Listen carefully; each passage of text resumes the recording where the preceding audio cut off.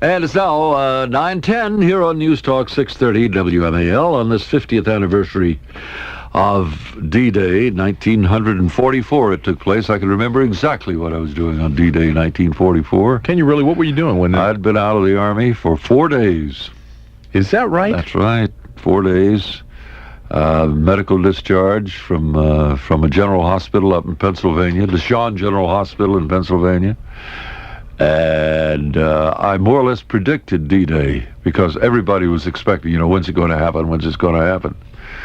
And so a lot of us had been in the hospital for a long time with no active therapy of any kind. We were just there in the hospital. Just lying around. Yeah, a bunch of guys from North African campaign, a bunch of guys from the Italian campaign. And we were all there. And so one day, they started calling off names, come down to the colonel's office, go down to the commanding officer's office. Went down there, and one by one, we were standing in a line out in the hall. I'll remember that. And as each guy would come out, he'd been handed his discharge, or told that he was being separated from the service.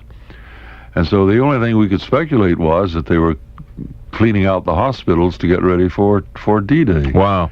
And sure enough, it happened 4 days later. Well, people say, too, that there was a feeling, for instance, in the various plants, they had to step up some certain things, and the trains were loaded. And yep. And then I went home, and I figured my father was going to get a little tired. He wasn't too thrilled about me just lying around the house. So I'd better get a job, and I remembered back in the days when I used to be at radio stations as a musician. Now, I always noticed that the announcer always sat down.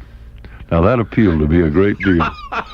So I'd never been a radio announcer. I said, I think I'll be a radio announcer. So I went down to WSAV in Savannah. And in those days, you could get a job as a radio announcer if you were warm to the touch. I mean, everybody was in the Army, So said, sure, you could be a radio announcer. Come on in. When could you start? I said, this afternoon if you want me to. So sure enough.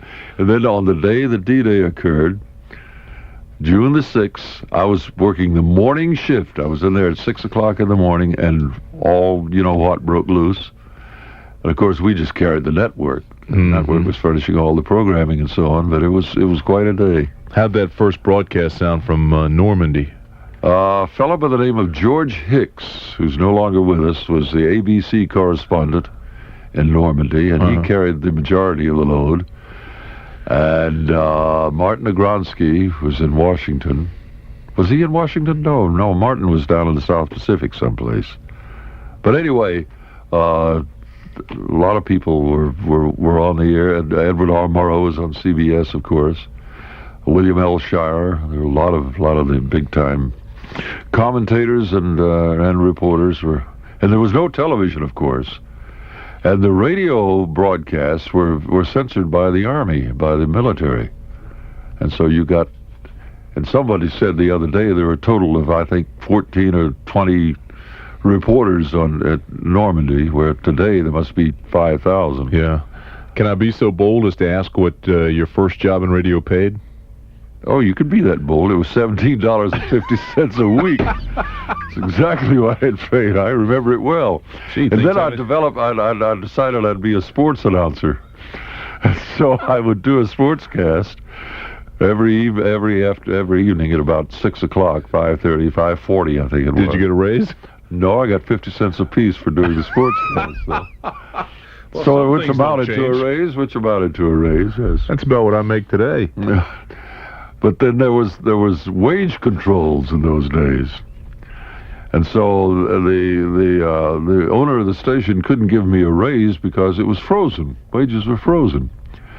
So what we decided on was that I would sign for overtime, which I never worked.